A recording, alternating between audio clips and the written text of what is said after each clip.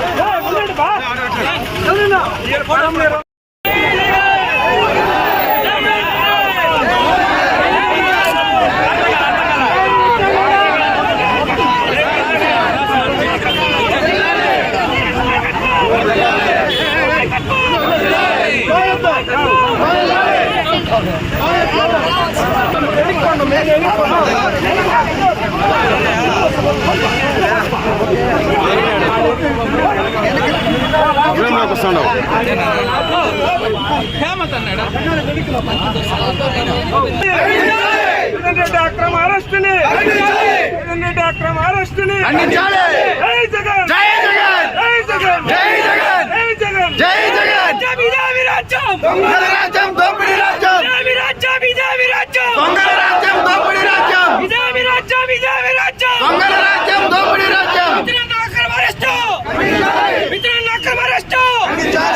మిత్రుల నాయకత్వం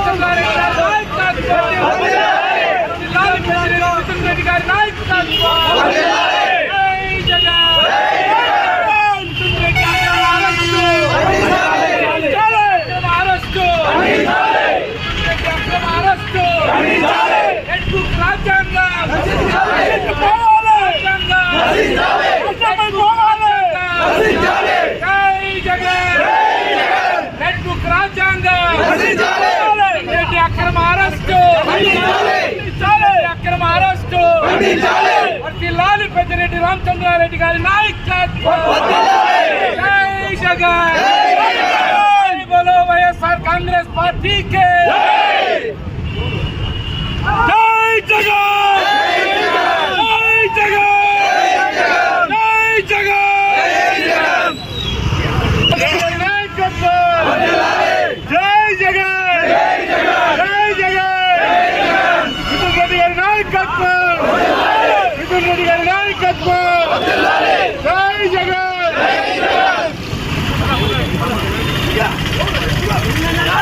మిథున్ రెడ్డి గారి నాయకత్వం మిథున్ రెడ్డి గారి నాయకత్వం వెంకటగౌడ గారి నాయకత్వం వెంకటగౌడ గారి నాయకత్వం జై జగన్ జై జగన్ అంబేద్కర్ ప్రోగ్రామ్ లో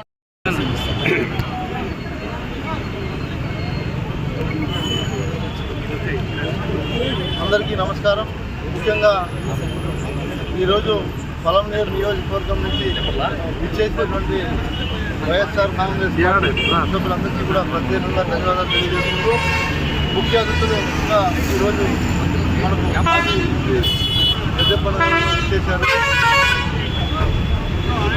నిన్నటి దినాన మనం చూసాం, మన వైఎస్ఆర్ కాంగ్రెస్ పార్టీలో ఉన్నటువంటి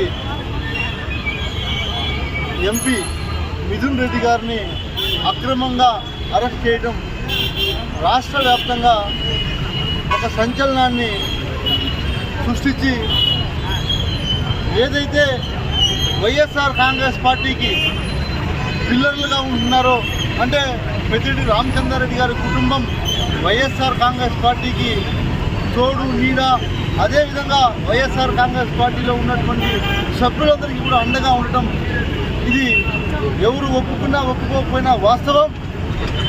వాళ్ళని రాజకీయంగా ఎదుర్కోలేక దాదాపు 14 నెలలు ఈ తెలుగుదేశం పార్టీ కూటమి పరిపాలనలో మనం చూస్తే, ఈ 14 నెలల్లో వాళ్ళు ఇచ్చినటువంటి హామీలన్నీ కూడా తుంగలో తొక్కి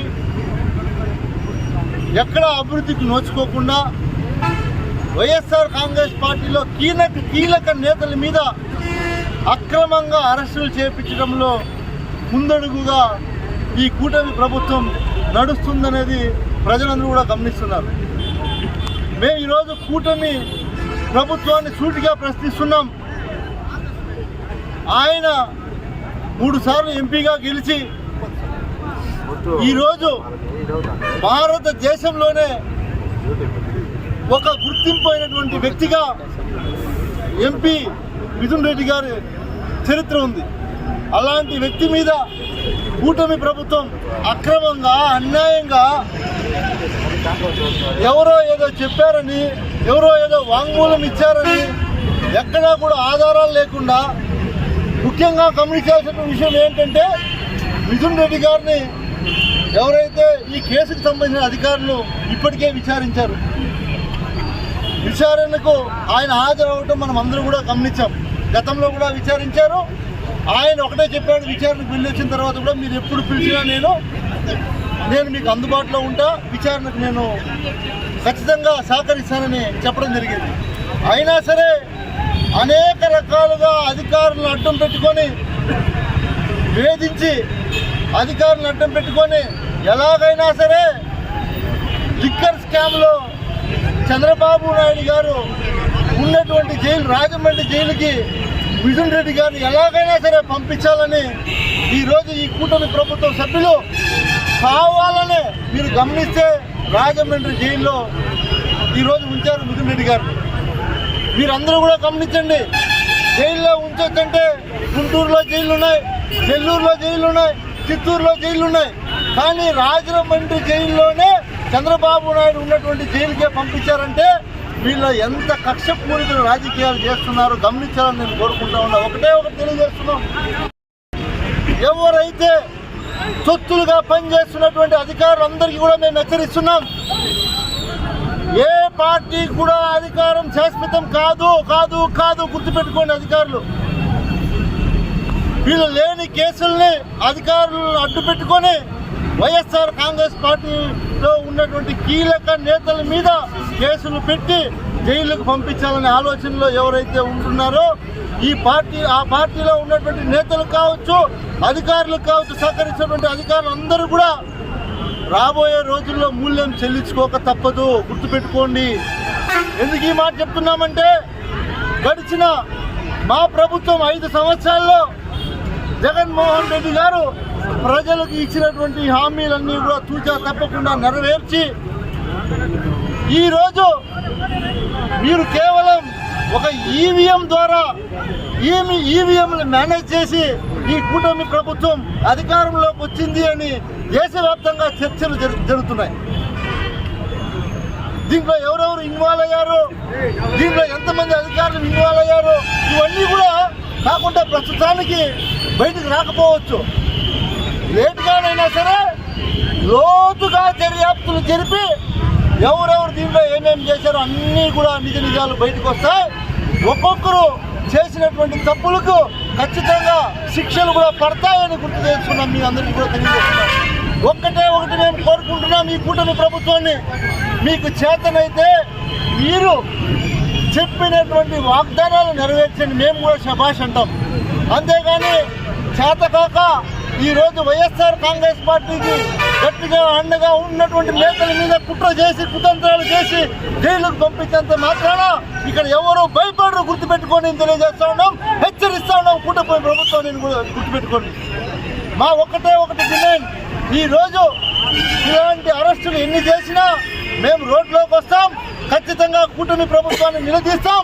మీరు చెప్పినటువంటి హామీలు నెరవేర్చేంత వరకు ప్రజల పక్షాన మేము నిలబడి పోరాడతామని కూడా తెలియజేసుకుంటూ రాబోయే రోజుల్లో మీకు తగినటువంటి బుద్ధి ప్రజలే తెలియజేస్తారని కూడా తెలియజేస్తున్నాం. ఎందుకంటే మీరు మీ కుమారుడు మీకున్నటువంటి బీజేపీ పార్టీలో కావచ్చు, అదేవిధంగా జనసేన పార్టీ కావచ్చు, ఒకటి మీరు ఆత్మ పరిశీలన చేసుకోండి.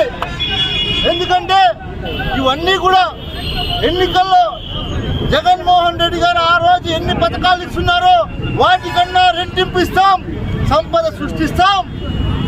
ఒక్క పథకం కూడా ఆగదు, వాలంటీర్ వ్యవస్థ ఆగదు, ఆ వ్యవస్థ కూడా 10,000 జీతం ఇస్తామని ప్రతి ఒక్కరిని మోసం చేసినటువంటి చరిత్ర మీది గుర్తుపెట్టుకోండి.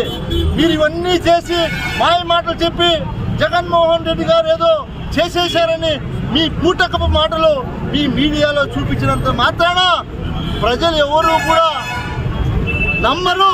ఎందుకంటే జగన్మోహన్ రెడ్డి గారు 5 సంవత్సరాల పరిపాలన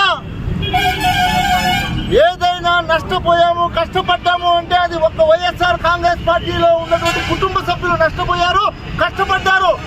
అదేవిధంగా నేను తెలియజేస్తున్నా, ఈరోజు తెలుగుదేశంలో ఉన్నటువంటి ప్రతి ఒక్కరు కూడా ఆనాడు మా ప్రభుత్వంలో లబ్ధి పొందారు. మేము ఈరోజు కాలర్ ఎగరేసుకొని తిరిగే దమ్ముంది మాకు.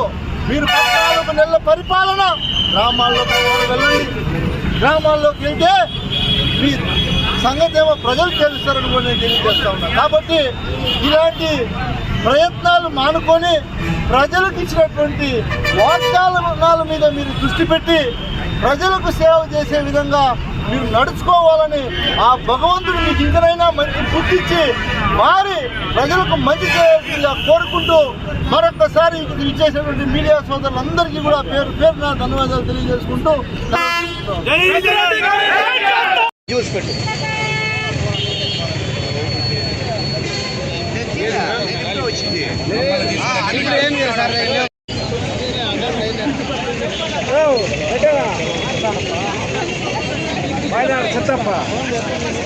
నా జరుకునా పక్కన పోనా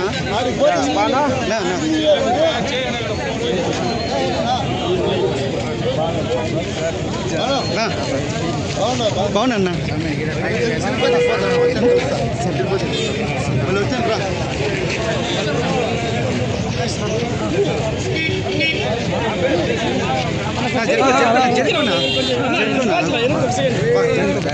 జరుకు బా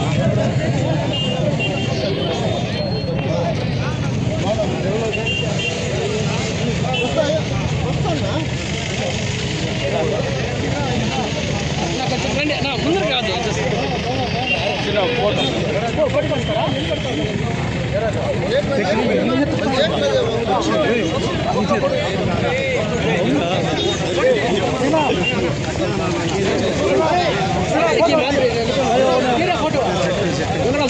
ముందర ఓకే సార్